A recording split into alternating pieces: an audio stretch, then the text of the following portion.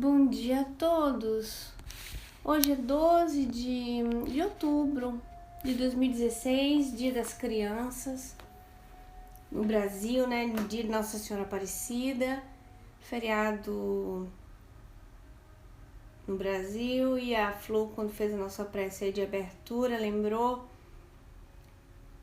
a figura dos nossos irmãos do Haiti que foram, né, drasticamente golpeados pela natureza, e que a gente tenha a fé de mover montanhas, acreditando na justiça de Deus e doando o que a gente puder doar, energias, trabalho, economicamente, no que nos é possível, ajudando-os a se reestruturarem, vendo-os eles, como tantos outros países, lugares que são também golpeados pela problemática da natureza, da renovação, todos iguais e todos irmãos e todos merecedores do nosso carinho e do nosso pensamento. Os recursos fluídicos, né, Dudu? Através das preces, jogando energias para eles, nós podemos fazer isso. No socorro dos companheiros que deixaram os corpos, mas que sobrevivem à matéria, e a consolação àqueles que ficaram sem as pessoas que amavam. E assim, vamos dar início, né, ao nosso trabalho de hoje, evocando a presença carinhosa dos espíritos amigos da Casa de Maria de Nazaré, dos trabalhadores de Francisco, os amigos queridos que estão ligados a nós pelos laços do coração e que a matéria não dissolveu e não destruiu, que eles possam estar conosco, e por que não, a Dona Ivone do Amaral Pereira também possa nos inspirar e participar conosco do estudo do seu próprio livro. Que assim seja, não é? E vamos lá. Gente, então, recapitulando o nosso assunto tratado pela Dona Ivone, que ela traz citações de outros autores da época, principalmente autores de fora, para que pudesse confirmar sua própria experiência, numa técnica muito interessante, que é a técnica do controle universal, né? Porque médiuns de outros lugares, experiências com espíritos de outros lugares e que não se conheciam. Então é muito interessante a proposta dela, de uma autoconfirmação, né? Da mensagem, se assim podemos dizer. Bom dia, Fati, bem-vinda a todos, tá, pessoal? Então ela vai contar um caso e eu vou ler para vocês, porque pra gente poder conversar, nós temos que fazer a leitura do livro. Então ele diz aqui, ó: é o próprio Leon Denis que cita na mesma obra acima lembrada esta belíssima experiência, também citada por Gabriel Delany no seu livro Reencarnação. Então, essa experiência foi citada seja por Leon Denis, seja por Gabriel Delany no livro Reencarnação, colhida de uma informação que lhes prestaram outros ilustres investigadores dos segredos contidos nos refólios espirituais da personalidade humana. Assim, se expressa o grande escritor espírita do capítulo 14. Eu acho interessante, abrindo um parênteses antes de eu começar a leitura da citação do Leon Denis, que um intercâmbio espiritual, ele é tão profundo e é tão óbvio que quando não tem uma intervenção de um espírito terceiro, o que significa além de nós, né? Porque nosso corpo, nosso espírito são dois, terceiro outro espírito de um outro, somos nós mesmos que atuamos. Então sempre existe um intercâmbio espiritual, porque inclusive estar reencarnado é um intercâmbio espiritual. Você está com o seu espírito, perispírito, né? O conjunto do perispírito com o espírito, morando num corpo carnal. E este corpo é um medianeiro, para que você possa interagir no mundo material. É muito interessante esse conceito. Então, quando não tem uma intervenção direta de um outro espírito além do teu mesmo, é você mesmo que atua, e você mesmo é um espírito, e você mesmo é uma caixa de lembranças, caixinha de recordações, um manual de viagem, é um diário, vamos dizer assim, com as tuas próprias experiências. E, dizendo isso, damos por começada a nossa leitura aqui, que é a citação da história do príncipe Adam. Vai eu com minha pronúncia maravilhosa, o príncipe Adam Wisniewski. Ótimo, né? A minha pronúncia, Wisniewski. Rua do Desembarcadero 7, em Paris. Comunica-nos a relação que se segue, feita pelas próprias testemunhas, algumas das quais vivem ainda, e que só consentiram em ser designadas por iniciais. O príncipe Galitzid e o marquês de B, o conde de R, estavam reunidos no verão de 1862 nas praias de Hamburgo. Uma noite, depois de terem jantado muito tarde, passeavam no parque do cassino e aí avistaram uma pobre deitada num banco. Depois de se chegarem até ela e a interrogarem, convidaram-na a vir cear no hotel. O príncipe Galitzin, que era magnetizador, depois que ela ceou, o que fez com grande apetite, teve a ideia de magnetizá-la. Conseguiu, à custa de grande número de passes. Qual foi a admiração das pessoas presentes quando, profundamente adormecida, aquela que em vigília se espremia num arrevessado dialeto alemão, se pôs a falar muito corretamente em francês, contando que reencarnara na pobreza por castigo, em consequência de haver cometido um crime na sua vida precedente, no século XVIII. Habitava, então, um castelo na Bretanha, à beira-mar.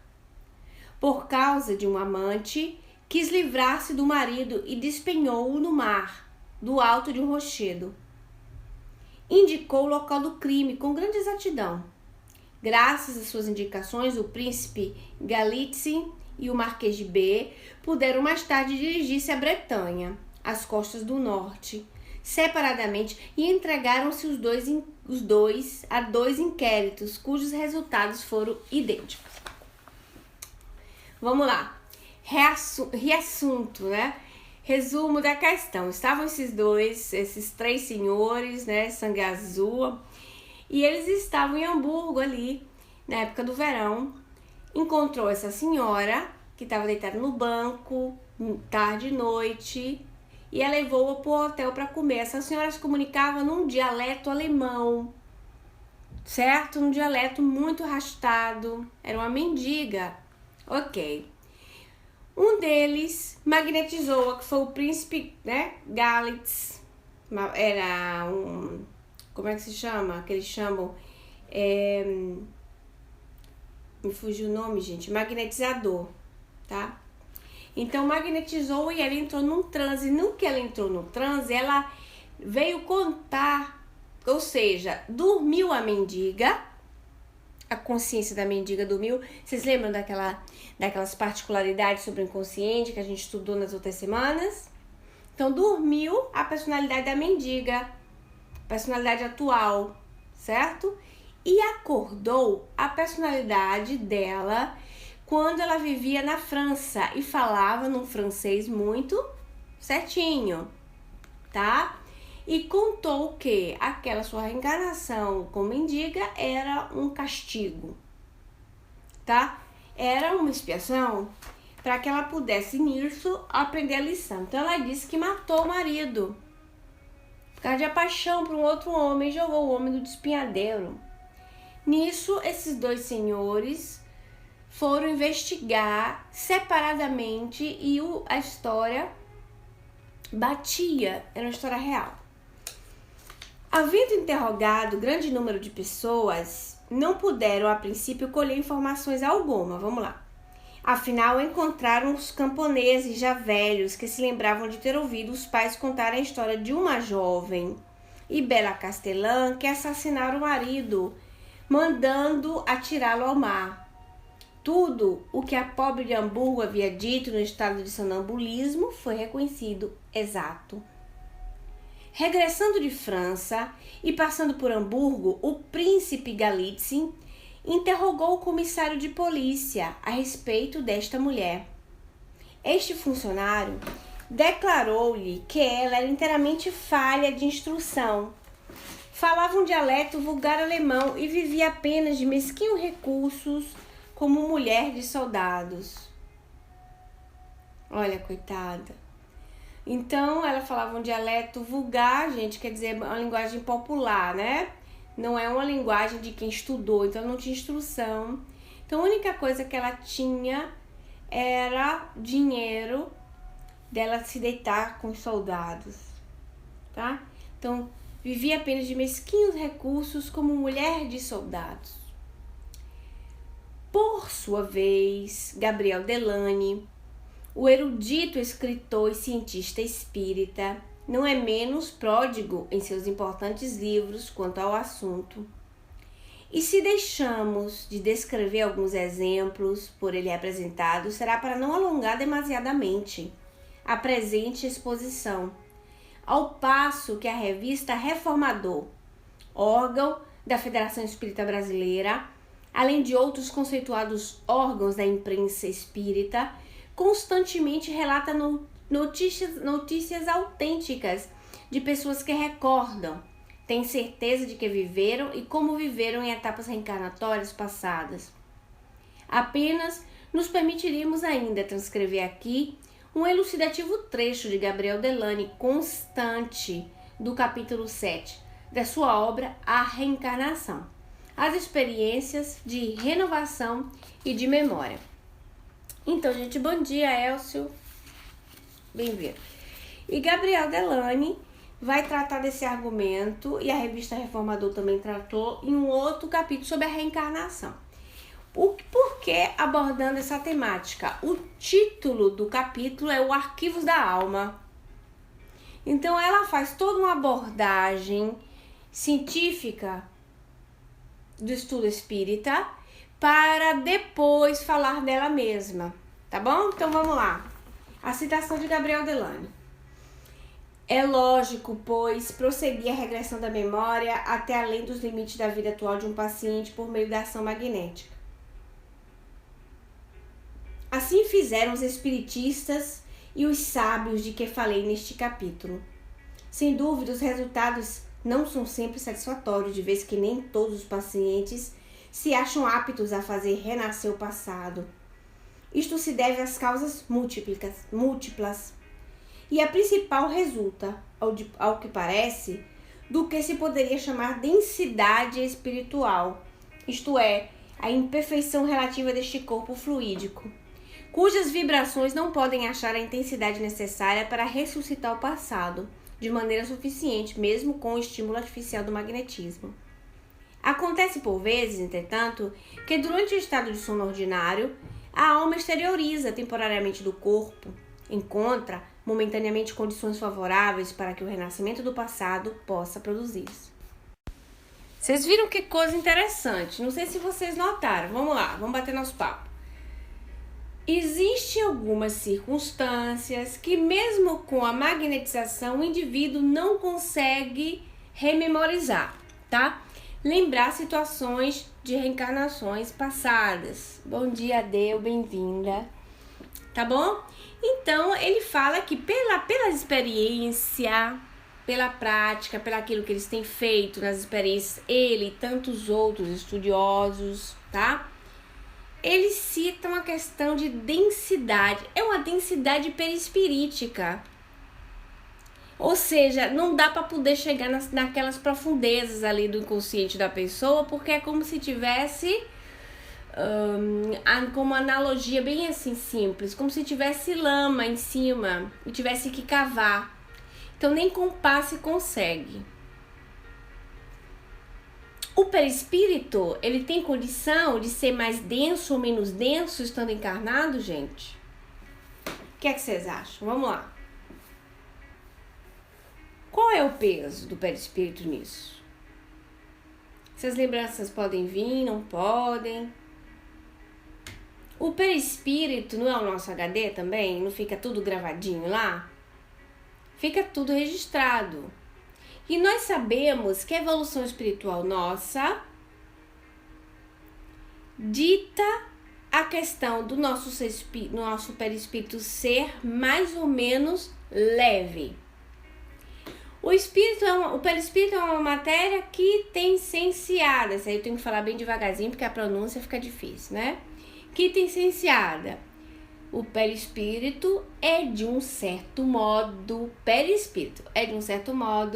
um tipo de matéria, porque deriva do fluido cósmico universal, tá? É um derivado. Então, o perispírito, ele de um certo modo é um tipo de matéria determinada pela própria doutrina espírita como uma matéria quintessenciada. Ok. Como é que o indivíduo vai se desmaterializando? O desmaterializar não significa dissolver-se no ar. Não. Desmaterializar significa em desapegar-se da vida material como ser. Então ele reencarna na matéria, bem verdade. Aí ele vai fazer experiências. No que ele vai fazer experiência, ele vai provar paixões boas, paixões ruins, né? Ele vai ter muitos instintos que venham assim para freá-lo, enfim. E ele vai aprendendo cada lição através da compreensão das leis de Deus que vai se aperfeiçoando. Ele vai refinando a si mesmo. Então, desmaterializar não é dissolver-se no ar e ficar sem perispírito, como muitas vezes pensamentos espiritualistas nos fazem entender. Né? Aí a gente poderia pegar um entendimento errado que a gente vai voltar para todo o universal. Nós não somos panteístas. Nós mantemos a individualidade. Pergunta 186 do Livro dos Espíritos. Os espíritos puros têm perispírito, mas é tão desmaterializado, é tão sutil que é como se para vós não o tivesse. Então nós que temos a percepção assim meio pesada, é como se não tivesse, mas tem. É como se não tivesse. Então desmaterializar-se é refinar, é ficando mais levinho. Quando se faz também perguntas no Livro dos Espíritos sobre reencarnação, e os espíritos reencarnam de outro mundo, como seria, que eles mudam de perispírito, eles adaptam, não é o perispírito, a vestimenta, a roupa, para morar no nosso mundo. E se fosse ao contrário, nós que iríamos morar no mundo dos outros, também teríamos que adaptar o nosso perispírito. Eles absorvem átomos, tipos de átomos, né? E que causam peso, como se fosse uma limalha com ferro. Então, quando você vai se desmaterializando na vida atual, com a mudança do seu jeito de ser, com a vontade do bem, com a prática do bem, e a vontade do bem tem um peso também muito grande, o desejo do bem, tá? Significa que seu espírito sobrepõe a matéria. Então, você pode influenciar a matéria como espírito, mas a matéria não influencia mais em você tanto quanto era antigamente. Então, é como se você tivesse um comando, um controle da situação. Claro isso, gente? Tá claro? Se a gente fica mais leve ou mais denso, como a limalha e o ferro, significa que, na descrição de Delane, é como se tivesse muita limalha. Então, o passe magnético, que esses fluidos podem ter potencialidades diferentes dependendo da vontade, pode tirar mais ou menos essa limalha e chegar nos recôncavos do inconsciente do indivíduo, ou pode não. Poxa, como é isso? Você sabe onde é que a gente deduz que fica mais fácil a gente entender? Quem lembra do fenômeno de bicorporeidade?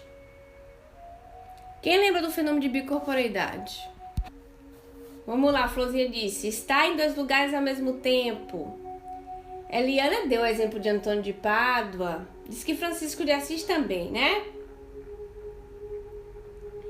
A Eliana também colocou, está em 2 lugares ao mesmo tempo. Exatamente, o fenômeno de bicorporeidade é, 2 pontinhos, o indivíduo está encarnado.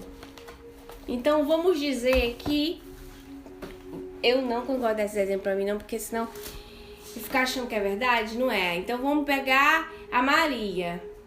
A Maria é um espírito mais evoluído. Então a Maria tem um perispírito. Como é que a Maria tem um perispírito? Mais leve. Então a Maria tem o perispírito dela mais leve, com menos limalhas, vamos dizer assim, não é? Então ela, se a pessoa é mais leve, é lógico pra vocês que ela se move com mais facilidade? Fica lógico isso pra vocês? Se vocês estão com um monte de bola de ferro amarrado no pé, um monte de bola amarrado no pé, a gente fica pesado, não fica? Se você é um grande imã e você tá todo coberto de limalha, você vai ficar pesado pra dedéu, né? Quando você vai perdendo essa limalha, você vai ficando mais leve. Então vamos pegar a Maria. Maria, consequentemente, tem um perispírito mais leve. Um perispírito a nível de Santo Antônio de Pádua, tá? Aí ela apareceu. Santo Antônio de Pádua. Aí a Maria, vocês sabem também, vou contar também que tem esse fenômeno assim claríssimo, era o Eurípides Bassanufo. Vamos evocar a presença de Eurípides Bassanufo, grande exemplo de espírito espírita. Que nobreza de espírito, senhor Eurípides. Então, a Maria dá um cochilo lá na casa dela. Um cochilo assim, vamos dizer que a Maria tá rodando, tá mexendo na panela dela, com a colher de pau lá, e ela voa com o pensamento. Aí a mão de Maria fica assim mexendo, já quase parando, e o pensamento de Maria voou. Quem passa e olha Maria, fala, eita, a Maria tá quase cochilando ali em cima da panela. Mas a Florzinha que tá lá na máquina de costura dela, tá? Que tá em Chapecó, a Maria tá em Jaguapitã, no Paraná. E a Flor tá na máquina de costura dela em Chapecó, no Rio Grande do Sul. Tá? Tô dizendo certo, Flor? Pra não tá dizendo besteira. Aí o que acontece? A Flor vê entrar porta adentro a Maria. Ô Maria, você aqui? E pode ser tão real que a pessoa fica quase carne e osso. Muitos ficaram carne e osso. E Maria mantém um diálogo com a Flor. Se a Flor estiver ganhando neném, a Maria pode fazer até o parto dela, como fez o seu Eurípides Bassanufo com muitos. Tá? Então não é um deslocamento de uma imagem como a gente pode ver de um espírito. A gente pode ter uma imagem, por exemplo, gente, de acontecer isso de um espírito. Você vê o espírito de uma pessoa viva. Mas eu tô lhe dizendo que a Maria fica palpável, ao ponto de que a Flor vai ficar com uma grande dúvida se é a Maria corpo físico ou se é o espírito. Entendem?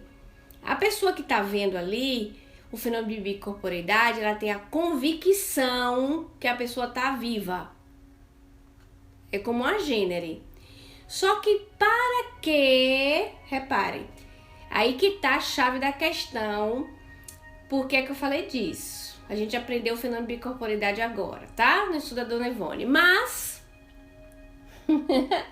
né, Flor? Você gostou do exemplo? Aí, vamos lá. Para que esse fenômeno ocorra, é necessário que o indivíduo tenha um perispírito levinho, sem limalha pesada que arraste ele no chão. Entenderam? Então, quando acontece um fenômeno de bicorporeidade, é porque aquele indivíduo tem o perispírito dele levinho. E se ele tem um perispírito levinho, ele é o quê? Ele é 1, 2, 3, evoluído. Ele tem uma evoluçãozinha, mas daquele que tem os ferrinhos amarrados no pé. Então ele é mais moralizado, não é, Flor? Ele já caminha de comum acordo, mais do que nós, com as leis de Deus. Então vocês veem como as coisas são ligadas umas com as outras. É interessante, né? São as coisas. Olha como um assunto é interligado no outro. Então vamos lá. Como é que se faz para poder ter o perispírito levinho? Quero vocês escrevendo aí na tela. Como é que se faz para ter o perispírito levinho? Andar de comum acordo com as leis de Deus. Reforma íntima.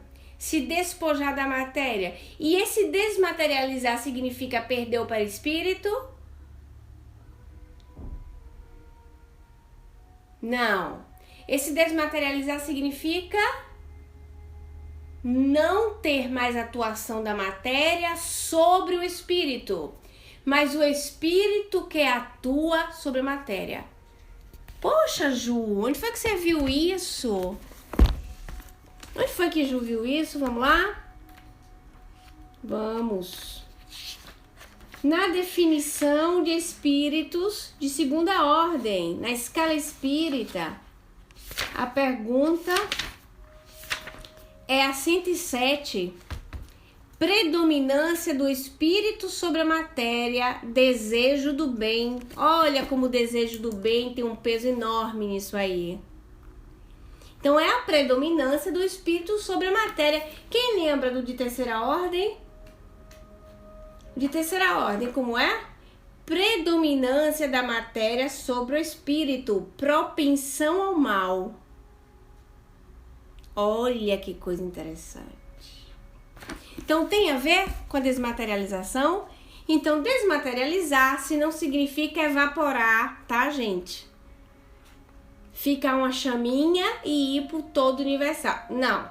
Desmaterializar-se é não estar mais sob influência da matéria. Você que domina a situação. Você encarna e é você que domina. Você vive na matéria, mas a matéria não vive em você. Então você está estagiando na matéria. Ficou claro esse conceito? E convidando o pessoal do GE, que vai ouvir esse áudio, pra, se não ficou claro, gente, vocês colocam lá no grupo de bate-papo, perguntem, a gente troca ideia sobre o assunto para que não fique, vamos dizer assim, sombra nessas questões, tá bom? Porque são conceitos interessantes, né, Dudu? Então é importante a gente esclarecer assim, ó, para não ficar dúvida. Vou passar para você, Flor. Tô passando, peraí. Uma coisa, Juliana, que eu sempre tive assim uma dúvida.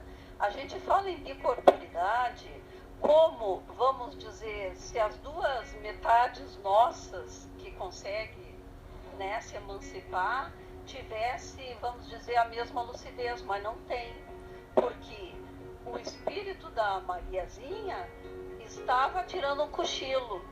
Então tu vai lá, faz uma pergunta e ela nem responde, talvez ela nem escute, não sei. Agora, ela vindo aqui e conversando comigo, ali tu identifica a mente dela. Então, o que eu quero dizer é o seguinte, enquanto a pessoa está em bicorporeidade, com a sua matéria em repouso, ali, eu não sei se ela escuta, eu não sei se ela consegue raciocinar, mas a essência do ser que sai daquele corpo para ir falar e ajudar qualquer outra coisa, outra pessoa, ali está a mente consciente. É assim? Vou passar para ti.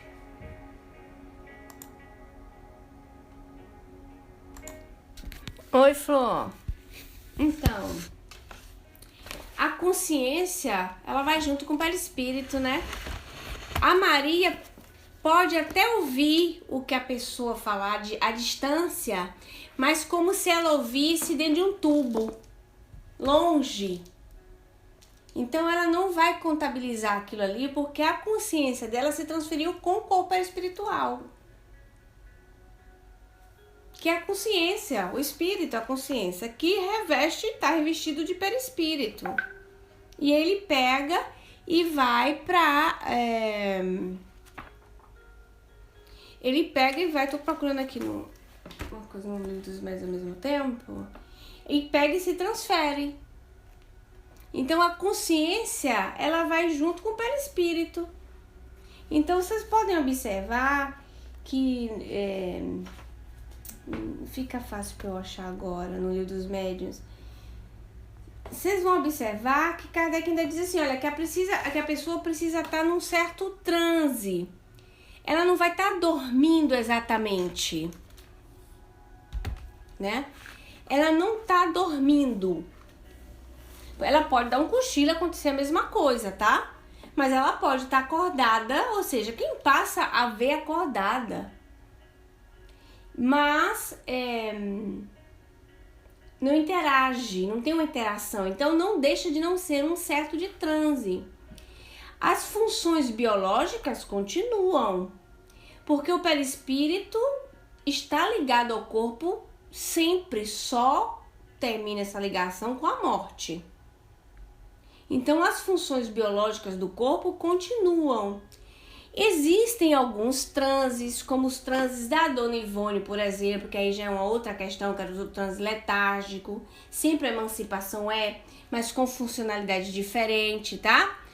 Esses letárgicos, em alguns casos catalépticos também, diminui a vitalidade em alguns órgãos, porque o fluido que anima o corpo, o fluido animalizado, a gasolina que alimenta o corpo, que dá vida ao corpo, está transferido, empenhado em potencializar o perispírito onde ele está, vamos dizer, fazendo a atividade que está. Então, fica com menos vitalidade em algumas partes do corpo, em alguns órgãos. E aí a pessoa tem aquela carinha assim de morte aparente. Certo? Sobre o Dr. Bezerra, eu não entendi, Flor, a pergunta. Escreve pra mim direitinho. Não consegui pescar. Então, são transes que é de emancipação da alma. A questão de Dr. Bezerra, pois olhe bem, é lógico que espíritos trabalham com equipes com ele. A Dona Ivone conta esse no Devassando Invisível, que ela foi fazer um trabalho fora do corpo, lembram disso? Num bar. E que normalmente quem levava ela era Dr. Bezerra, mas foi um aluno dele, um espírito que trabalhava com ele, confiou-a para fazer essa experiência porque ele estava ocupado. Então essa questão aí da bicorporeidade não é uma bicorporeidade, é uma expansão. De uma expansão. Mas existem questões que às vezes você ouve uma palestra ou outra que as pessoas dizem assim, não, mas nem sempre é Dr. Bezerra. Lógico, nem sempre é Dr. Bezerra.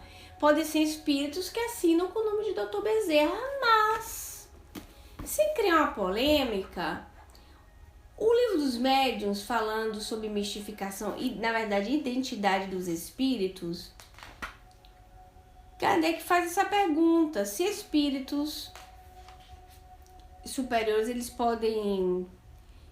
Onde é que tá aqui? Quando evocados, os espíritos superiores vêm sempre em pessoa, como supõem algumas pessoas, ou se fazem representar por mandatários incumbidos de lhe transmitir os pensamentos? É interessante a resposta. Vocês querem ouvirem? Vocês querem ouvir essa resposta? Vem em pessoa ou manda mandatários? Querem ver a resposta dos espíritos da codificação espírita? Por que não viriam em pessoa se o podem? Por que não viriam em pessoa se o podem?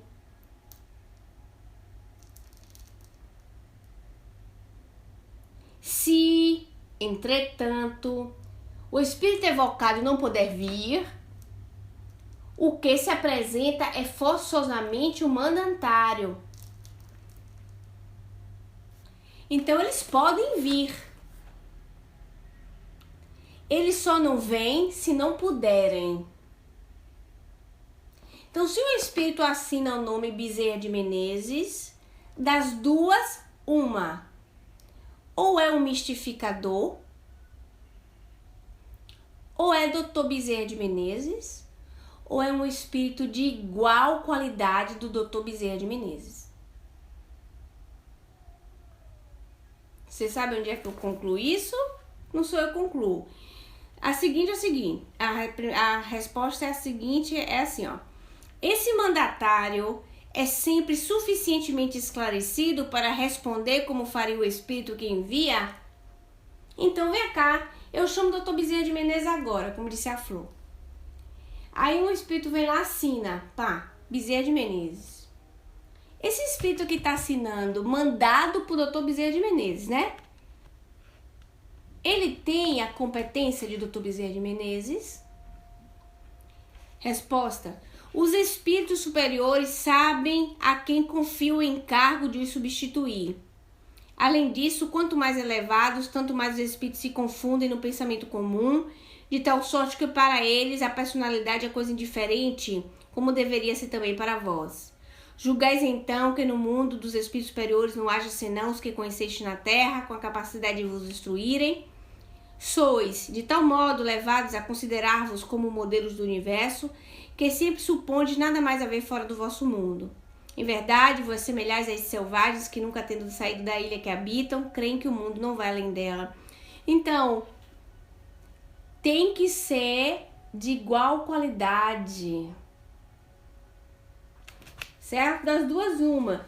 E uma outra pergunta, para concluir esse raciocínio da Flor.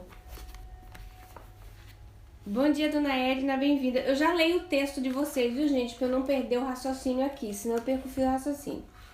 A Flor perguntou assim: é bicorporeidade? O fenômeno de bicorporeidade se dá quando se está encarnado. Tá? Então, o fenômeno próprio de bicorporeidade se dá quando você está encarnado. Mas aqui tem: assim, quando um espírito protetor diz ser Paulo, por exemplo, não é certo que seja mesmo o espírito, a alma do apóstolo que teve esse nome? É a pergunta anterior. De maneira alguma, pois há milhares de pessoas às quais foi dito que tem Paulo ou qualquer outro santo por anjo da guarda. Mas que vos importa isso, contanto que o Espírito vos proteja, seja tão elevado quanto Paulo? Como é que a gente sabe se um Espírito é elevado ou não? Através da qualidade da comunicação. Pela linguagem, a gente reconhece a elevação. Como é que o Espírito de Verdade diz pra gente? Estudai profundamente, né? Para através da linguagem você reconhecer o Espírito. Então, se o Espírito é da mesma qualidade de elevação de Paulo de Tarso, a que nos importa, né? Como eu já disse, precisais de um nome. Então, eles tomam um para que possais chamar e reconhecer, do mesmo modo que tomais os nomes de batismo, para vos distinguirdes dos outros membros da vossa família. Podem tomar perfeitamente o nome de arcanjos, Rafael, Miguel, etc., sem que isto acarrete maiores consequências. Ponto. Então, ele diz o seguinte, que pode, isso é Erasto, viu? Espírito de Erasto. Que pode vir espírito substituir, mas que seja de igual elevação. Tá? Mas aí ele faz, além disso, ou seja, além dessa questão que possa vir um de igual capacidade, além disso, quanto mais elevado é um espírito, olha aqui, Florzinha, ó. Quanto mais elevado é um espírito, tanto mais dilatada é sua irradiação. Então, quanto mais elevada, mais dilatada é a sua irradiação. Tende como certo que um espírito protetor de ordem muito elevada pode ter sob sua tutela centenas de encarnados. Entre vós, na terra, há tabeliães que se encarregam dos negócios de 100 ou 200 famílias. Porque haveríeis de supor que fôssemos menos adaptos, espiritualmente falando, para a direção moral dos homens, do que os tabeliões para a direção material dos seus interesses? Então tá aí a resposta. Podem vir espíritos? Podem. Mas tem que ser de igual elevação. Fora disso, eles vêm. Por que não viria se o podem? Porque ele diz o seguinte, porque o povo não estava recebendo psicografia de tudo que era lugar do mundo, ele não estava recebendo aquele monte de psicografia, uns de Paulo de Tarso, né? Então, todos são Paulo de Tarso? Não. Todos são Arcanjo Gabriel? Não. No mundo todo? Não. Mas era de igual cabedal, elevação. Porém, por que eles não viriam se o podem? Eles só não vão, gente, se não puderem. E aí vão um que vai assinar o nome dele, né, a personalidade, que seja de igual evolução. Então, quanto maior a capacidade, quanto maior a irradiação. Interessante isso, né? Livro dos Médiuns. Vocês estão entendendo porque é que médium tem que estudar livro dos médiuns? Primeira coisa. Todos os outros livros, tem muito livro que é legal mesmo, mas vocês estão vendo que determinadas nuances, determinados detalhes, como é importante conhecer o livro básico? É o médium, porque ele vai ter que saber. Aí ele responde, se pode vir, por que é que não viria? E outra coisa, lá na pergunta 495 que eu li para vocês a semana passada, o que é que dizia? Nós temos qualidades que vocês não conhecem. Nós podemos irradiar a quilômetros de distâncias. Vocês lembram disso? Nós podemos irradiar quilômetros de distância. Claro isso, gente, porque a gente entende assim... Quando a gente começa a entender questões sobre o perispírito e sobre essa capacidade de comunicabilidade dos espíritos, a gente entende melhor até mesmo as circunstâncias da vida do cotidiano, tá? Então eu vou voltar aqui agora que eu vou ler o que vocês colocaram. O Guizan colocou ali pra gente. Vou contar um fato verdadeiro. Meu marido estava no Japão e eu no Brasil. Aqui era noite, no Brasil era dia. Em plena 3 horas da tarde, estava com muita saudade dele. Mentalizei ele. Comecei a dizer, volta amor, tô morrendo. Né? Outro dia, ele me ligou e falou que acordou às 3 horas da madrugada e eu estava ali ao lado dele. Nos conseguimos nos comunicar através do amor e da saudade. Então, Guizão, esse é o seu pensamento como espírito, você como espírito, perispírito, você foi... Né? Ela depois completou ali pra gente, vocês estão casados há 36 anos. Então você foi como espírito, mas não é a mesma coisa do fenômeno de bicorporeidade. Não quero dizer que não tenha sido, tá? Mas não é a mesma coisa. Então a gente pode ver assim no lampo. Vocês querem ver uma coisa assim bem interessante? Domingo eu saí cedo para fazer uma coisa na rua, comprar umas coisas para casa. Quando eu voltei, que estacionei o carro, que desliguei o carro, vi meu filho de 8 anos no fundo do carro. Foi um segundo. Sentadinho no fundo do carro. Aí eu olhei e falei, olha menina, vi Giuseppe. Aí subi. Quando eu subi, ele que veio correndo, abriu a porta. Falei, meu amor, você tava pensando em mim? Ele, mãe, eu tava, porque eu tava querendo tomar meu café com leite e ninguém tava querendo fazer pra mim. Entendeu? Por quê? Eu falei, porque a mamãe percebeu que você tava pensando em mim. Entende? Então foi um lance. Mas aí foi o espírito dele, em espírito. Não é a bicorporeidade. A bicorporeidade em si é quando você me vê de um modo que você não tem dúvida que eu não esteja ali encarnada. Foi o que aconteceu com Santo Antônio de Pádua. Foi o que aconteceu com Eurípides Bassanufo. Que ele ia lá tranquilamente, fazia o parto, dava receita pra mulher, na boa, escrevia, pegava no carro. Todo mundo via também, não é uma coisa que só via uma pessoa, tá? Todo mundo via, isso também é importante. Todo mundo vê. E nada, é assim. E outro caso que a dona Ivone também conta, esse da francesa, da professora francesa, está também no...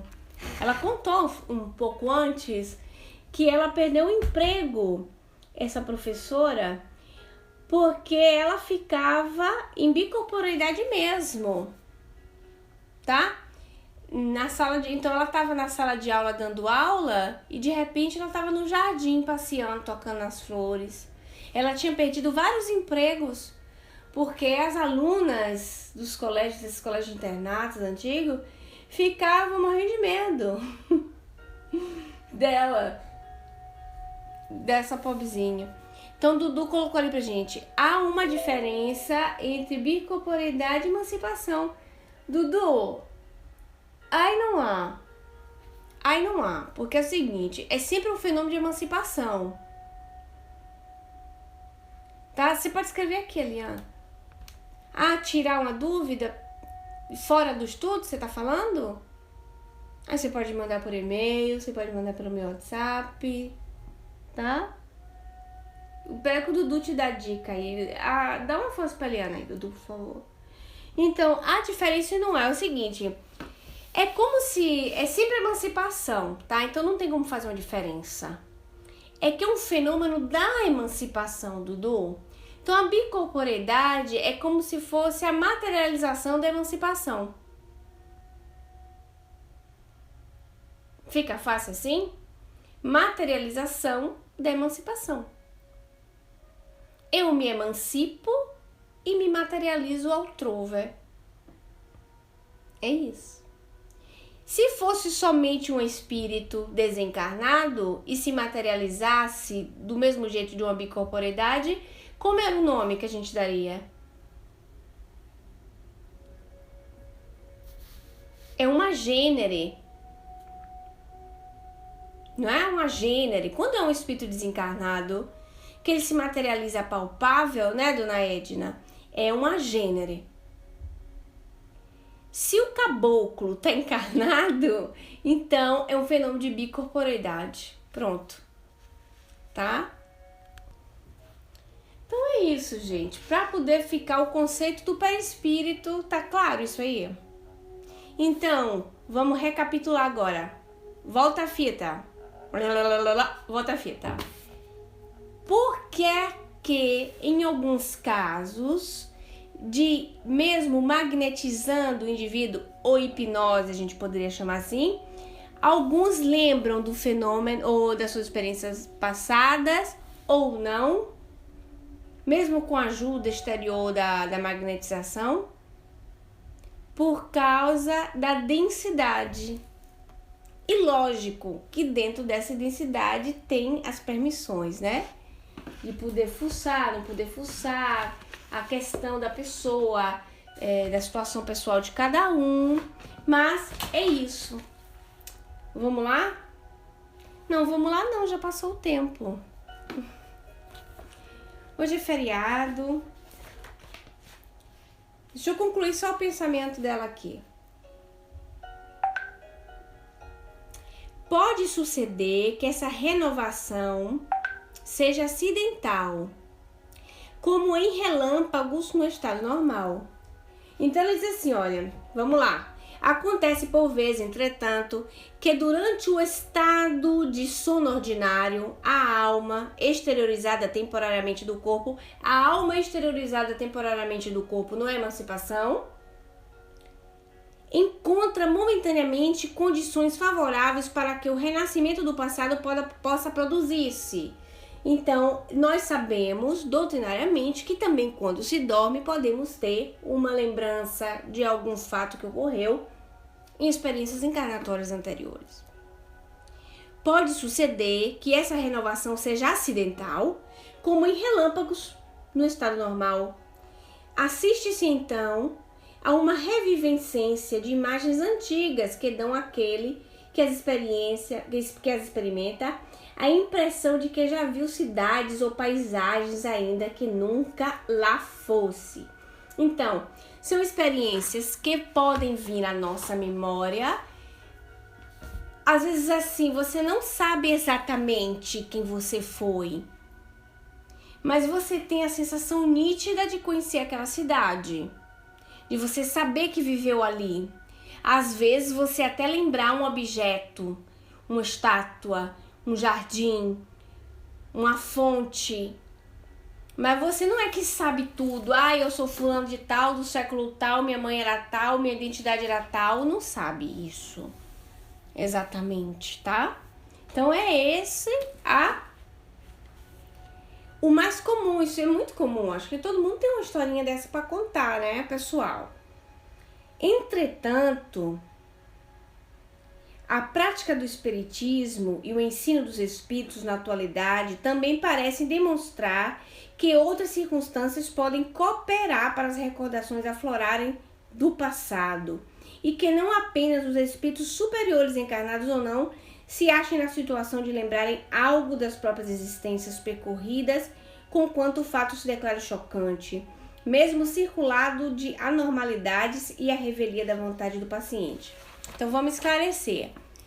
Não precisa ser espírito evoluído para poder ter esses flashes ou relembrar.